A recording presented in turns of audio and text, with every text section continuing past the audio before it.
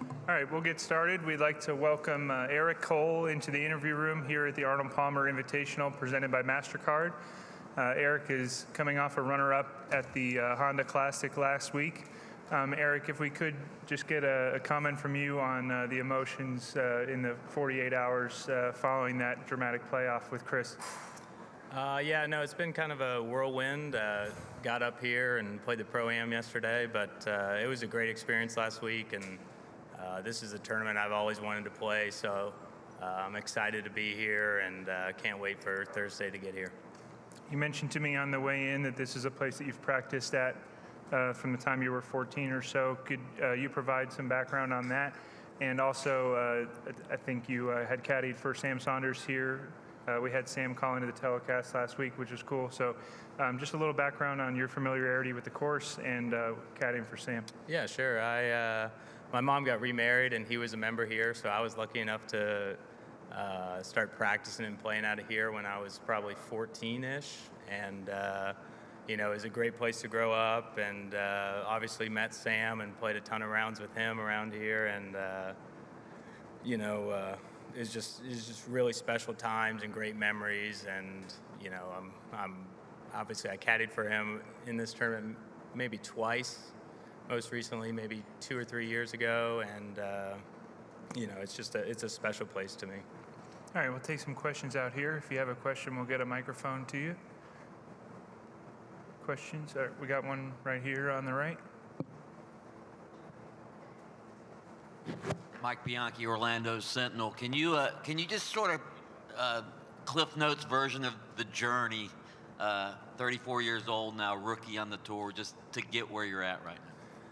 Yeah, sure. So I turned pro in 2010-ish. I'm not really sure exactly what year it was, but played a lot of mini tour golf and went to Q school most of those years and just couldn't get through, and just kind of kept sticking it out and grinding, and got Korn Ferry status in 2016 or 17, and then had a back injury, and then had to wait for that to heal, and started teaching down in South Florida at a club called Abacoa.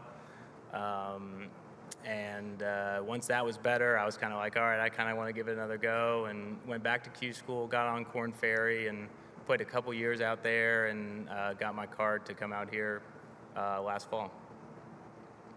Edgar? Yeah, more from the Orlando Sentinel. Edgar Thompson here. Nice to meet you. Hey, how's it going?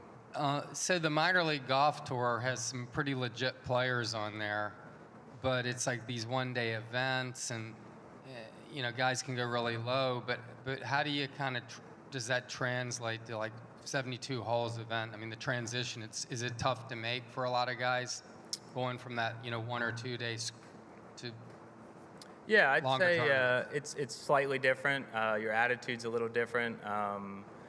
Just because being a one-day tournament, you kind of have to play well that day.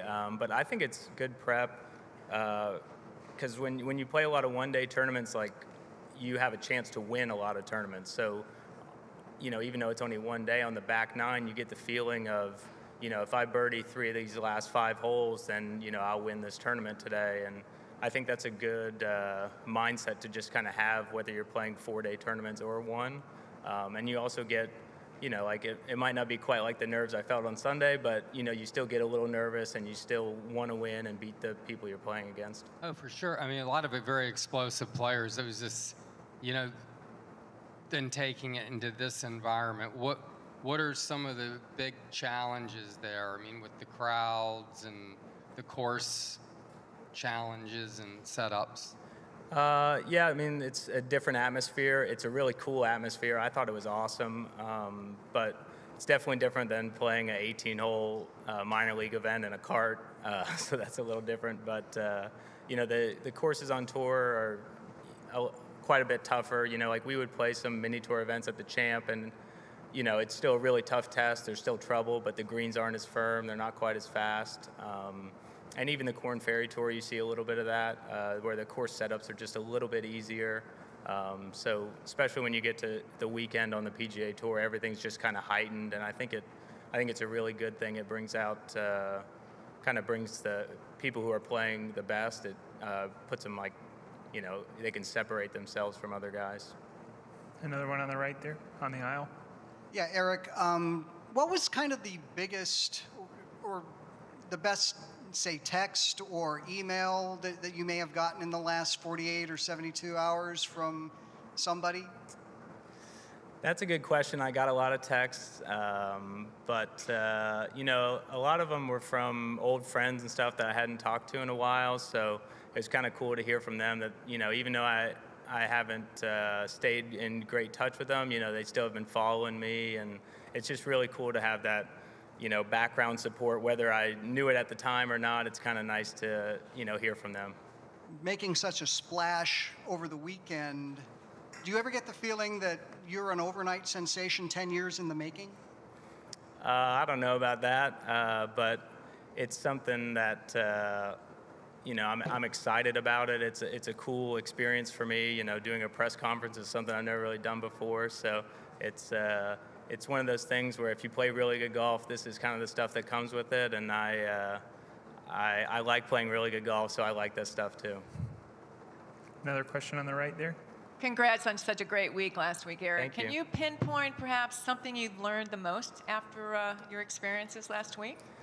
That's a good question. I'd say I probably learned that, you don't really have to play perfect golf to have a chance to win. I think I already knew that, but, the front nine on Sunday, I really didn't hit it well there for a few hole stretch, and, I hung in there, and to have a chance to win when I wasn't playing my best was pretty cool, and it was just a good, first-hand experience of what people say, where, you don't have to play perfect golf to win, and to kind of experience that was really neat. Gary? Hey, Eric, all those years on the mini tours, how many of those years were you making a profit on that, or did you have some years where you lost money? I mean, just talk a little bit about that. Sure. So I tended to be one of the better mini tour players. So as far as entry fees and getting it back, I pretty much profited every year from that. But there's a lot of other expenses when you're driving around and stuff like that. So if you include that stuff, I'd say there's probably a couple break-even years in there for sure, where it's really tough to pay all your bills at home and stuff. So, but I've been really lucky. I've had people help me out from country club that I practice at, to Cuesta, and other individuals. So it's one of those things where you need a little bit of help and a little bit of luck to get to the PGA Tour, in my case. How complicated were those tax returns with all those itemized deductions? Yeah, it's not easy. The guy that does my taxes is a friend of mine, Neil Reinheimer. He and I don't do a great job categorizing it, so he's got a tough task every March. What was your biggest paycheck on outside of Corn for you? What was your biggest check? The Frank Fuhrer? Yeah, that would probably be it. It's a section event run by the Tri-State, where that's a great event for a mini tour player. There's a bunch of added money that Mr. Fuhrer put into that purse, so that would definitely be it. Thanks. You're welcome. And then the last question for Matt. Oh, Eric, sorry. you talked a little bit about the struggles with injury and some of the things you went through on the process to get to this point. I'm wondering, was there ever a point that you considered giving up the game of professional golf? Yeah, I'd say there were a few points where I thought about it. I caddied for Sam Saunders for probably 6 months at one point and didn't really play a lot. And then the back injury, I was kind of giving lessons and teaching, and it definitely crossed my mind that, this isn't the end of the world, and I could, teach golf. That's something that I didn't mind doing. I kind of enjoyed it, especially younger juniors and stuff. I got a lot of thrill out of that.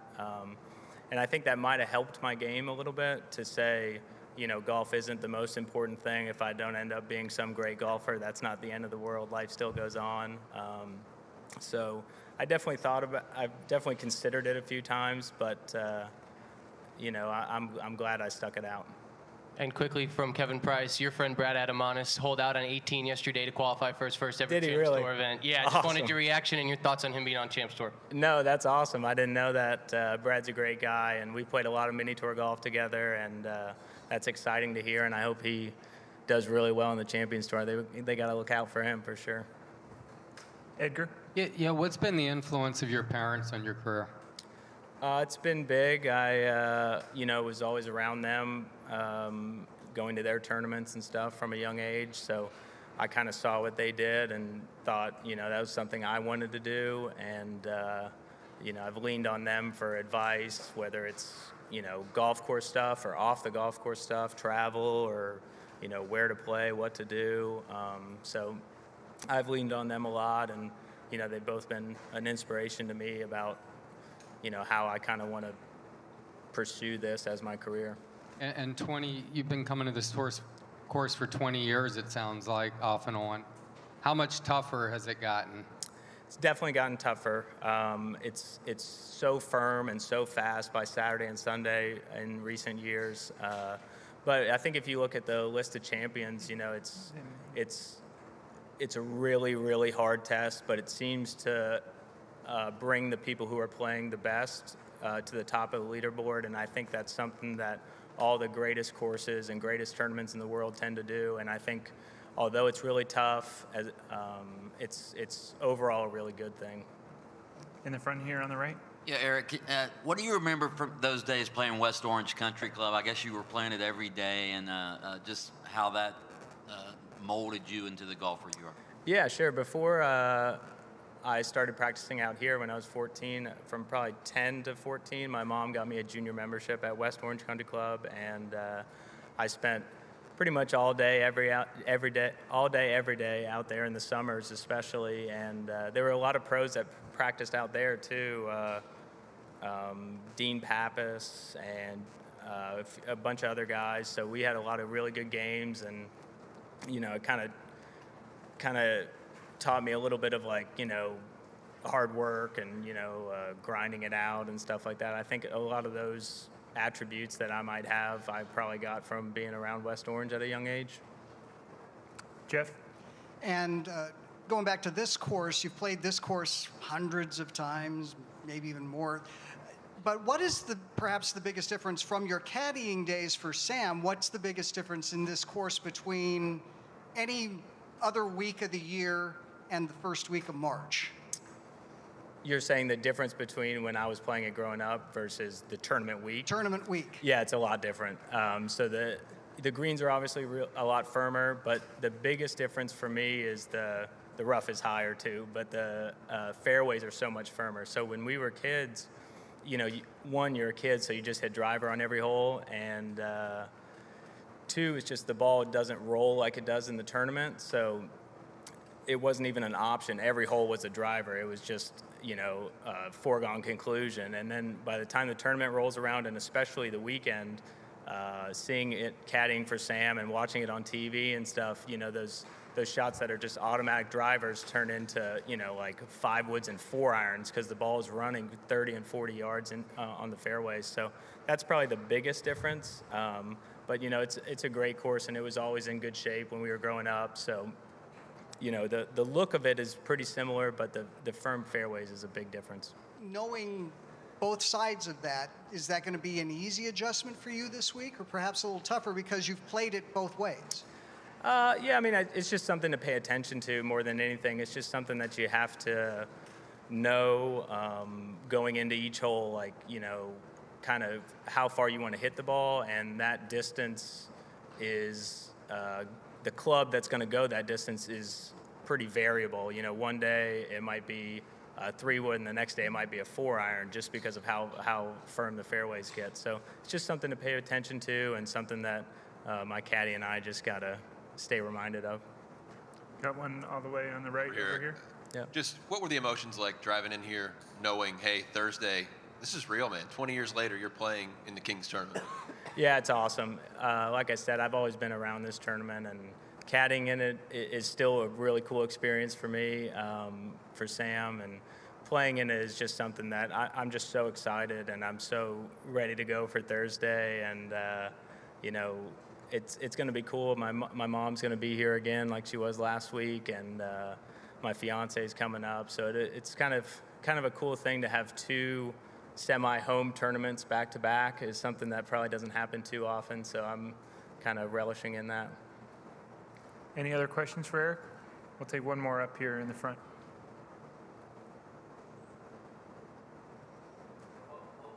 To have your mom there, everybody knows, you know, her story, and you say she's an inspiration. She overcame a lot in her life. How did that inspire you?